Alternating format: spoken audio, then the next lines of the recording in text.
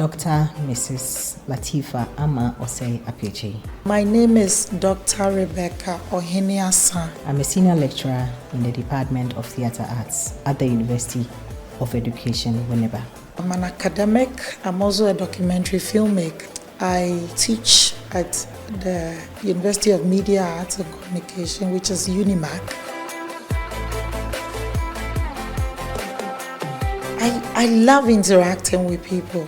I genuinely like meeting new people. And as a teacher, I get the opportunity to, meet new students and interact with them. And by the end of 4 years, most of these students will develop into something new. And genuinely, that makes me excited. The work I do has different phases. But most of all, it's about the impact I create on the lives of the people I come into contact with.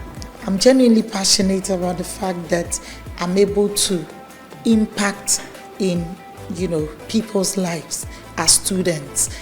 As the Vice Dean of Student Affairs or Academic Counselor, I create an environment where students are able to come to me and, share their concerns, especially women or girls having challenges in their developmental growth. So I'm able to create that environment, and it's very gratifying that by the time we are done, they are able to have solutions to their issues. A lot of the students don't even know why they've come to film school or an art space, but by the time they leave, mostly I like to pride myself in the fact that once they meet me in a classroom situation, most of them at the end of the day will develop some real passion for, and a real purpose for why they are there. Aside that, my contributions into academia, my publications, I feel very excited when people are able to engage with my work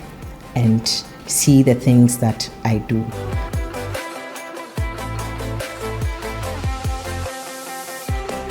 I've been head of department, dean, certain levels in management or leadership. The expectation is that you are able to give back, fully to those behind you. Giving to gain, almost everything that I do in the academic space is giving. Mentoring young minds, young people, young girls. They come in and they see you or they see me as a bit, close to them, not knowing how old I am, and therefore feel that we are, almost age mates. You want to create a better version of yourself in other women, so that at the end of the day, when I've gone on pension or, I'm somewhere else, not within that same space, I'll be happy to know that I was able to hold some other woman's hand. I give in terms of my research publications. I give in terms of the community service I have to do for the university community or even outside the university community. All those things are giving. I have to give my space, my time, even for my family. That's all they're giving. And in the gaining, there are so many things that come out of it. I need to be able to make myself available to mentor other young women, so that at the end of the day, when they also go on to mentor other people, for me, that's like gaining. I've given and society has gained. Networking in terms of academics, the impact you create. Some finish school and remember you and are able to call and even say that thank you so much for what you did. The impact you made, that talk we had a great impact on me, and therefore I've become who I am because of that talk we had.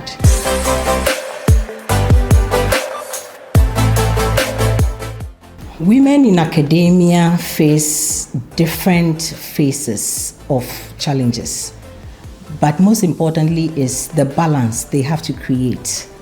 And that is one, the mandate, your core responsibility is teaching, so you have to do that.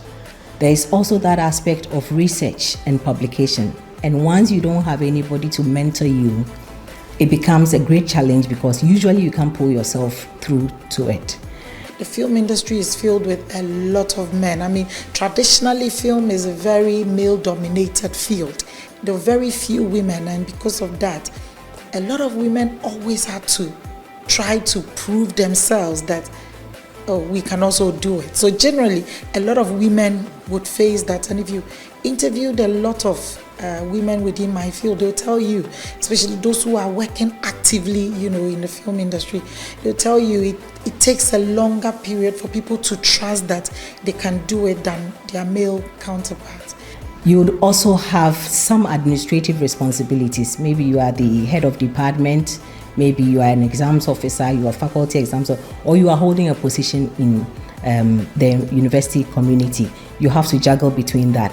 There's also social responsibilities, community expectations, where you have a family, you have a husband, you have children that you need to nurture, and therefore being able to create that balance is sometimes very challenging, and it takes very few people to be able to climb. And apart from that, the story is not different. It's a similar thing. There are more professor men than professor women, so you get in there. So immediately, you don't even have a lot of role models, people to look up to. My supervisor was a man. I mean, he was a great guy, but he was a man. Those are some of the few men who like to give back. But with the support system, especially at UEW, University of Education, women are being given quite some priority. We have a gender mainstream that is very supportive in getting us up there. Currently, we have, a female pro-vice chancellor, we have a female registrar, we have a female heading quality assurance, we have a female director for works, and the list goes on and on.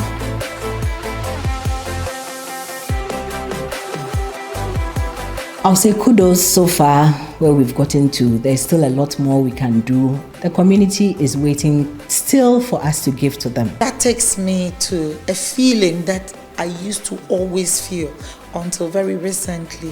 There's this feeling of, you see, I asked you, do I qualify to say that? Do I qualify to tell other women, to give them a message? There's this, some people describe it as some kind of an imposter syndrome. It's like, I'm probably not there yet. I'm probably not good enough. A lot of women, unfortunately, research suggests that a lot of women feel that way. Let's be able to, hold our voices. Let's support each other, give ourselves a pat on the back, and be able to forge through this world that is sometimes looking like male-dominated. But once we are able to push through, we should be able to make it to the top. There are a lot of gains we get out of all the things that we do, and we are there to support each other. So let's assert ourselves and just give our best, and the world is out there for us to take it, just like any other person.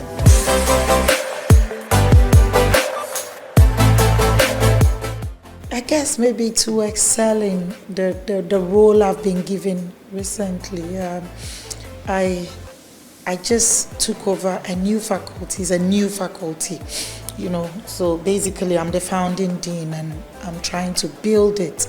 So the faculty is a digital media and design faculty. So we're trying to see how we can bring all the convergence, something similar to some of the things that you're doing here, how to harness some of the new things that are happening to give our students a real experience while they are in school. So it's a new thing we are building, and we want to see it grow and thrive. For now, that is my biggest objective, and also, to grow myself. Soon I have to apply for professorship and things like that. I want to be able to get there, in record time, so that other women will also see that it is possible, especially within our field. So as a performing arts person, I'm currently working on some publication on AI dance videos. We currently see that a lot of videos are surfacing, infiltrating the system in terms of dances, and we see cartoon-like figures performing dances, be it traditional or contemporary or hip-hop or whatever it is. And we're looking at the danger or the consequences it may have on the traditional type of education in terms of the performing arts or dance. So that's a paper I'm currently working on. Aside that, I'm working on some projects, collaborations with UNESCO. We just completed one which was talking about the forts and castles and how the people around the community are able to benefit economically from the environment that they find themselves. So we're looking at that. We're also looking at media information and literacy in schools and how we take up information, the information we get on social media. Now AI is coming in, and we need to be able to let our students, who are supposed to be teachers, decipher what is good and what is bad, what is credible and what is not credible.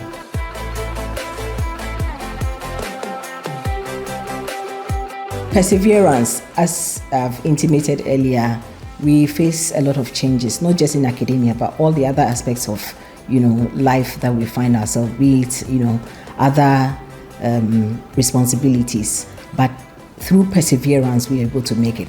I went through a tough time in getting to where I am. It didn't come on a silver platter.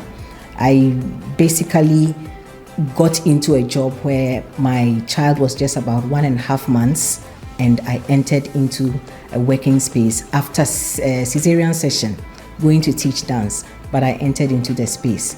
I took 6 years to finish my PhD, but again, it was perseverance and having a goal, looking beyond to see the goal and being able to. The support system, get a support system, get somebody who will be able to carry you along when there are challenges, but perseverance gives us success. I guess maybe resilient. I think a lot of women are stronger than we think.